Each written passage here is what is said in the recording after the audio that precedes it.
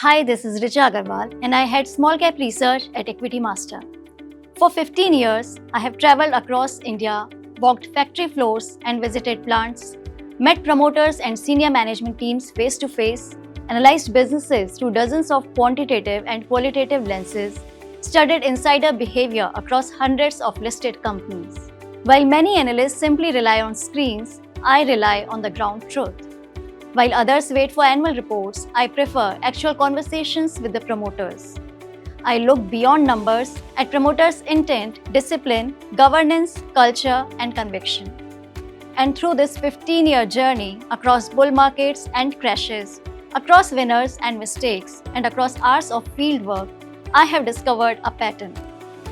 A pattern that revealed itself not through stock prices, but through what promoters themselves were quietly doing with their own money.